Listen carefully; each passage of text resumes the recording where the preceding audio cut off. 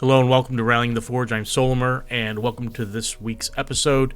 I don't know if we're going to do 2 videos this week or not. I am pressed for time. I'm going on vacation next week, so I won't have anything to put out next week unless I can get some videos preloaded and set, but I don't know if I'll have time for all of that. So, don't have too much for you in this episode. We're going to kind of go over some things that have happened, update some other events, and look to the future.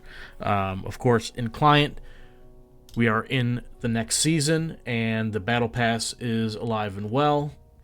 So it's again 900,000 points, plenty of rewards. We went over this last video, so I'm not going to dig into all the rewards you can get.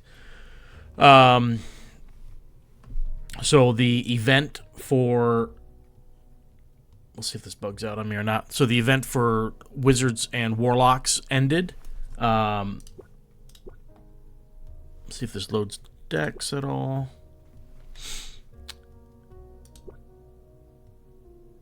Now, someone I thought said there was an event showing on here, but maybe there wasn't. There is Legendary Constructed.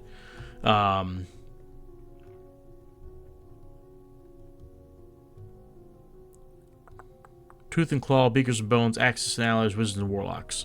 4 games, so you can earn some stuff. 1 ticket to enter, I believe, for these ones. And then you can get 1,000 gold, 8 embers for winning. That gets you your ticket back, plus some. If you win 3 matches, you get your ticket back with the gold.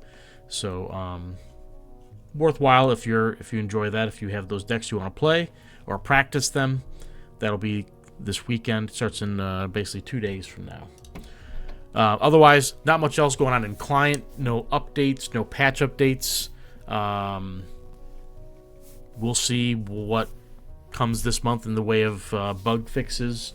There are some that are kind of out there that I know people would like fixed. We haven't raised too much hell yet, but if they continue to go unfixed, there will be hell raised, I'm sure. All right, so let's talk about events. So we had the SFCS finals last week. Congrats to Neohalk on winning that. He had the most points. We'll pull up. Let me pull up this other sheet real quick. We'll pull up the finals here. Let me zoom in as well, maybe. Yeah, it makes it easier to see, I guess. So you can see Neohalk on top. Went undefeated. Had the most points. Mr. Huat got second. He was 1 point behind him. And then it's points based, so the standings don't show correctly here. But next, third was Veraldo. Then you had the Upside Down. And then you had a Novice. Then you had Bionic Soup. Both of them went 4-0, but their point totals were lower than some 3-1 players, which can still happen. They've changed the point system to try to make sure that if you're winning all your matches, you're not gonna be bypassed by too many people. So I think that's been a good change. So for the most part, people who win more matches are gonna be higher up. Obviously, that's not always the case. Like I know Brandon in particular, and myself even, we had losses. Where did he have a loss at? This thing's changing on me as I'm scrolling through. So his first round match, Brandon lost to Antofa 6-4. So he only lost 2 points out of what he would have won if he just would have won the match. Now, if he would have won that, vice versa, 6-4, he would have got first place overall. That's how tight this was at the top. So overall, really well-ran event. We didn't start terribly late. We didn't have a whole lot of interruptions or issues going on. The only issue that was going on, they handled it real time, was people who overslept, didn't get the time right, whatever their reasoning was. They wanted to play, but they were late, way late. It wasn't like you were just 5 minutes late. These were people who were an hour late, claiming the time change and all this and that. But the thing is, these things are posted with a timestamp in Discord that tells you what time in your time. So I don't have any pity for those people. I'm a pretty hardline person when that comes to that. So someone did end up dropping and someone else came in and participated in their spot, but they finished way down. It didn't matter. In the future, people need to just own responsibility for their own stuff, and you can't play because you showed up late. You can't play. Move on and get on with your life. So overall, though, really good event. We had like 50 players roughly playing. Good event. So congrats to Neohalk. I can show you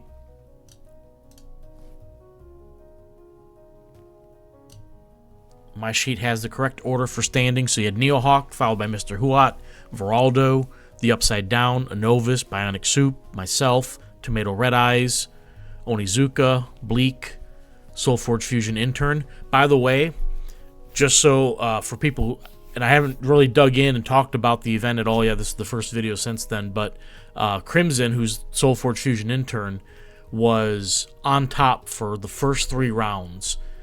He was way ahead of everybody else in points. You can see he had 22 points. He didn't get any points in that last round. So he finished with his, after 3 rounds, he said, or he had 22 points, didn't get any more, and you can see he finished 11th. He went from 1st to 11th because he lost his last match, which was, for me, it was fitting because I was getting frustrated because he hadn't played anybody in the first 3 rounds. And he was totally crushing people with whatever he had got, and he finally met his match, I guess. So, but overall, really fun and good event. Like I said, no issues that I can recall other than the people showing up late, and they handled that kind of real time really well. And then, not sure what else to say. This was probably the best finals event they held with as far as time. Issues, all that stuff. Everything just went really smoothly. So hopefully we've turned a corner on that. The point system seems to be really good for what it's at, where it's at. Although with the new set and some interesting deck combinations, we may have to rethink certain point totals if it becomes a problem. I guess if it becomes too popular, perhaps. So. But overall, like I said, really well ran. Congrats to Neohalk. Great job by him. And then, okay, so we got that. Let's talk about Creature Chaos. We are in the 4th and final round. That's the round 3. That's the standings on the melee.gg webpage. We have the round 4 matchups here. We're going to go through. I've got my sheet here that I've shared with everybody, and you can see the bonus points for the people in their decks. Got all that info for them, and then you have the standings here that I created. I created a standings page that shows your wins, losses, the points from the wins, your bonus points, your total points, max possible points, and points possible remaining. And then I've got, so I scrapped my old sheet I had with some other percentages and stuff, and I was like, you know what, that's not... It might be fun and useful to me, but I didn't feel like it was fun and useful to everyone else. So now I've got a sheet that shows who's still potentially eligible and who's not. So I have we have a table of people who could possibly qualify, and I showed based on how many players there were, determined that even if a 0 BP player or a 3 BP player go 2-2 or 3-1 respectively, they still would not qualify no matter what. There's no scenario where they could qualify. So basically, so people can kind of get an idea of what route they need to go. You can see how much bonus points play into the everything that goes on. And you can see updated down here. This table updates currently based on all that we know, who can qualify and who can't qualify. So there's no possible way for anyone with 11 points to qualify. And 12-point players may or may not qualify at this point. I had to wait for the matchups. It might be an auto-qualify now with 12 points. We're going to look and see. So I have the current standings. I'm not going to mess up this sheet. I've got a copy of it here. You didn't even tell I tabbed over. So let's go down with these matches, right? You got Traveler versus Brandon. So, oops, what did I just... I don't know what I hit, but... Oh, I hit spacebar. Okay. So let's just give Traveler the win, because no one beats Traveler ever in anything, no matter what it is. Excuse me.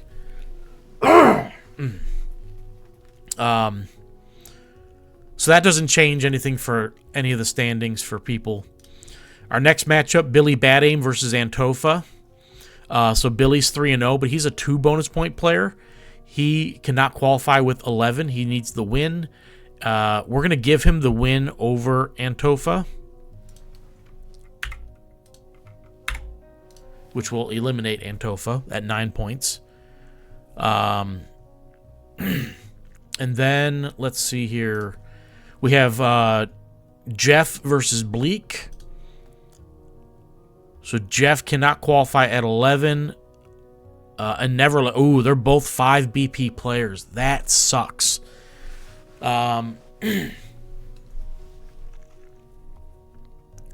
If both of them were... If they were not faced off against each other, and they were...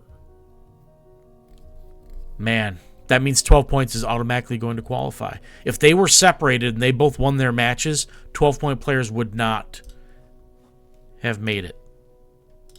So we're going to mark this green. Which green did I select for it? That must be it. So 12-point players are going to make it, right? So we can give the win. We'll just say Jeff, whether he wins or not. So...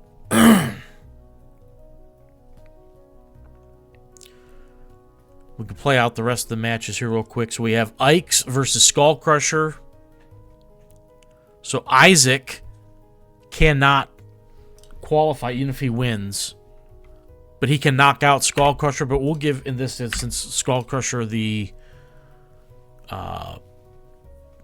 win. And I need, I should do is I should highlight when a player qualifies.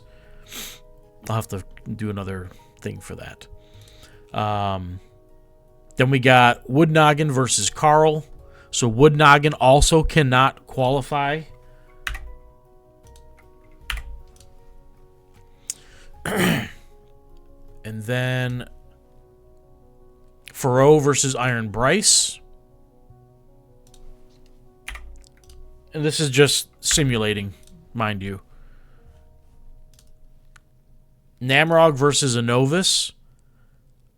So Anovis cannot, and Namrog, they're both down there, so this doesn't matter.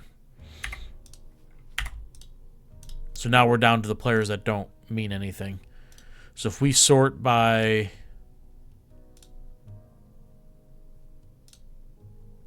points... yeah, we can see these players are all the players who are going to qualify. So remember, top 4 points are going to qualify. If there's a tie, everyone who has that many points will qualify. So all these players would qualify. We're going to have 7 players potentially. Now, if we change one result here, let's have Billy Bad Aim lose to Antofa. Right?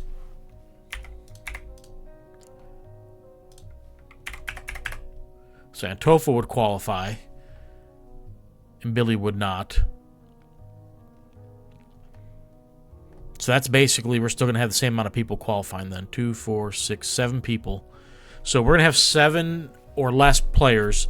If Skull Crusher loses, neither player gets there. If Carl loses, neither player gets there. So we'll have, we're going to have minimum 5 players. We're going to have 2, 3, 4, yeah, 5 minimum players. 5 to 7 players are going to qualify from the Dino event. Pretty awesome. We'll find out as matches get played. So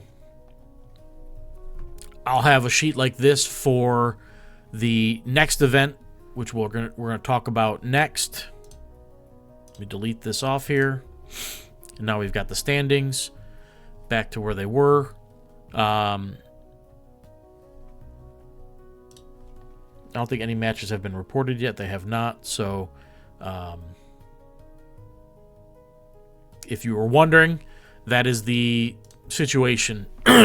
12 points or more is going to qualify, and there's no situation. The only way was if Bleak and Jeff did not face each other, but they did. They are paired together. Make sure they haven't faced each other before either. Jeff and Bleak. Jeff had dots. Jeff had ML Vanby. Jeff had Namrog. So they did not face each other. So now they can face each other. And that's what it's going to be. So everyone who's competing, good luck to you. And sorry for those who missed the cut. But you can see. So in this instance, just so people know, you can see all the BPs here. Billy's the only one with 2 bonus points. He has to win and go 4-0 just to qualify. You have 2 players with 5 BP who are, if they would both have won their match, they would have auto-qualified. But because they faced each other, only one 5 BP player is going to qualify. There will be one of them qualifying. And then we have the rest of them are 3 BP players. So this kind of gives you an idea of you probably want to be at that 3 BP level. And if you can get to the 5 BP level, maybe that helps you out. But even in this case, because 11 points doesn't qualify, going 2-2 does not help the loser between Jeff and Bleak. And although it could with Scientist, if we don't have so many 5 BP players, it might work out in that manner. I don't know. But we're going to learn as we go. But I think BP-wise, you want to be at least at the 3-point mark for most things. If it comes down because the rest of the sets are less synergistic than Dinosaurs was, maybe we have a bunch of 2s and 3s, and 2's okay. You probably don't want to do 0. We had a 0 in this event, and you probably might not have to do 5. You can see 5s did not fare well with their record. Only one of the 5-point players is going to have 3 wins. And we had 2, 4, 6, 8. 8 players with 5 bonus points. Only one of them got to 3 wins, and none of them got to 4 wins. The most competitive group was definitely the 3 BP grouping. So, something to consider. Not going too heavy into the theme maybe is the way to go. So, all right, that's Dinos. Let's talk about Scientist. So, the link, I'll have the link in my video description. You can sign up. It's also posted in Discord. You can see the rules here on the page, but we're going to go to the article they put out for it. So signups are available. It's a 4-round Swiss tournament. You get points based on your decks and win-loss ratio. So the points for Scientists, the same as the Dinos. 6 to 6.5 is plus 0 points. 7 to 8.5 is 2 points. 9 to 10.5, 3 points. And 11 plus is 5 points. You get 3 points per win.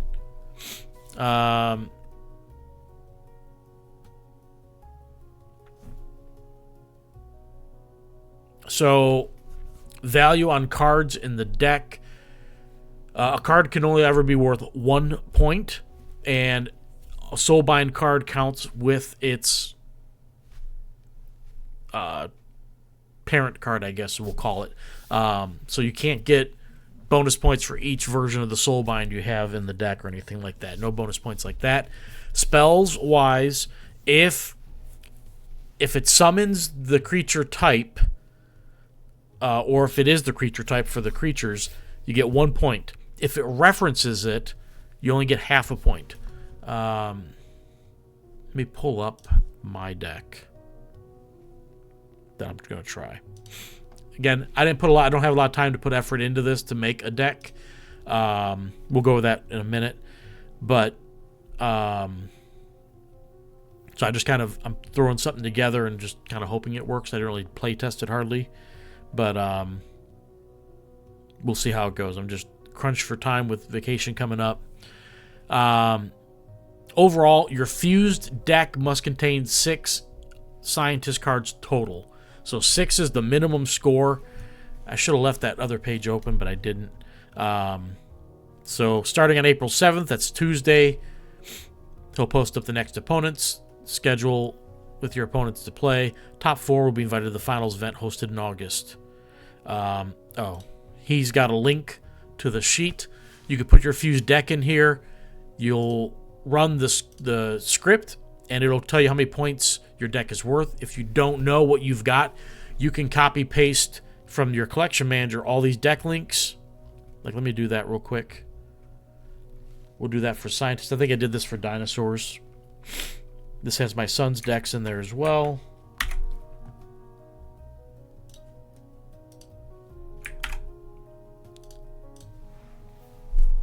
You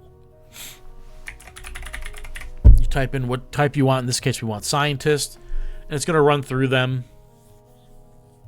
The red decks are not playable because the deck, half the deck or the whole deck is on the other account. So this is between my son's and my account. You can see right now it's going through, and these decks are just all my decks. So you can see scientist is nothing right now. It's got my bonus points nothing because, well, they're not scoring high enough. We don't have a minimum of 6. I do have a scientist deck in here somewhere because it's my only one, I think. Because my son has all of my Killians, and I haven't had time to dig in and make scientists. I haven't had time to make warrior decks or mage decks. So, just not enough time to do all these events, and it's not my favorite thing to make theme decks, tribal decks like this.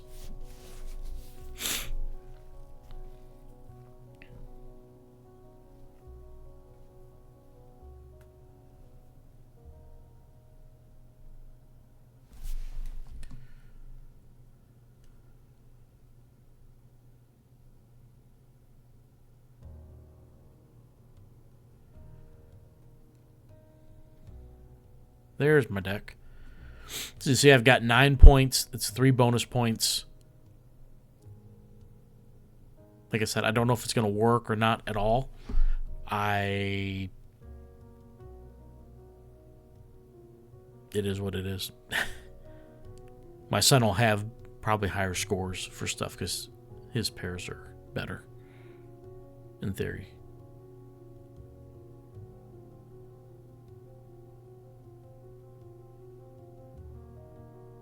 But maybe not. He doesn't have him paired as a scientist build.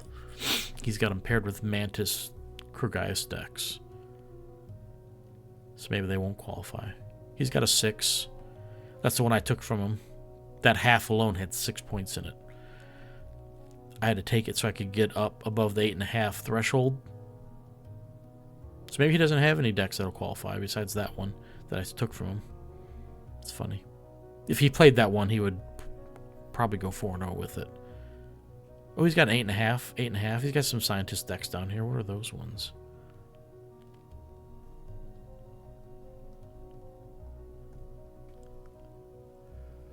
So he had some towards the bottom. Oh, probably these decks down there. Yeah, that's what they are. Okay. So you can see, only got 4 decks made. I made the 9-pointer, and we'll go over that real quick. So it's obviously a Killian deck. So Killian's going to get you a point for the scientist for Killian. And then the Forgeborns get you a point there. And then the scientist, we got Built-A-Bot, Gizmo, Overseer, Circuitist, Vector Lure, and then this is a robot. It doesn't have any spells here that reference a scientist, and none of these other spells do. Let me pull up a deck that does. My other deck I was going to use. So this deck here has a Nano Swarm. It references Scientist right there. It does not summon Scientist, but it summons Gizmo minions. But it references Scientist, so you get a half a point for that. If this was summon a Scientist Gizmo minion, and the Gizmo minion came out as a Scientist, you'd get 1 point for it. So I liked this one because it has Ira, and I thought it was really cool, Killian with Ira, but not enough points. I wanted to hit that 3-point mark. Just because I think it's important at this juncture. I could always switch it back to the other deck, but this is what I went with. I've got a Betrayer Krogaius here with the Necromancer. Got a Blight Skull Bomb for some removal. Got a Harvester for another Scientist, but also for some minion generation for stuff. So I don't know if the deck will work at all or not, but that's what I got.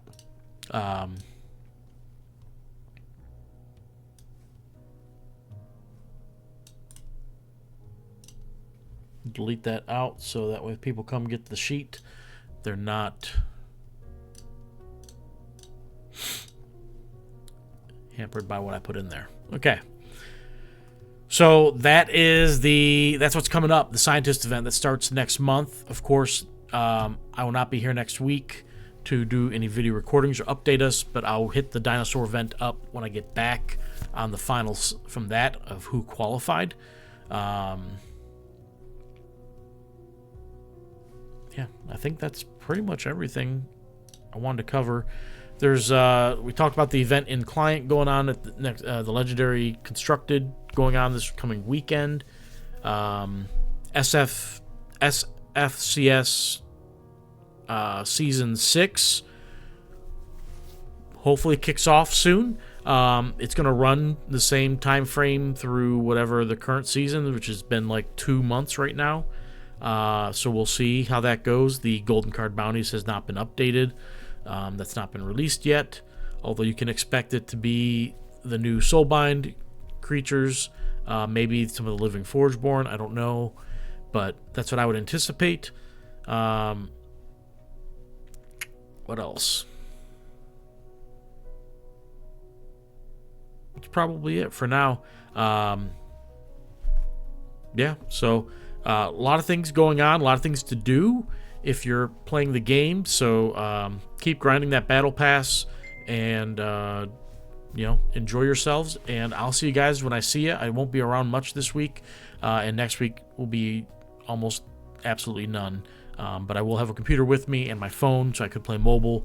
If I will have to play my Scientist match more than likely while I'm on vacation, or forfeit, one of the two, but I'll figure it out.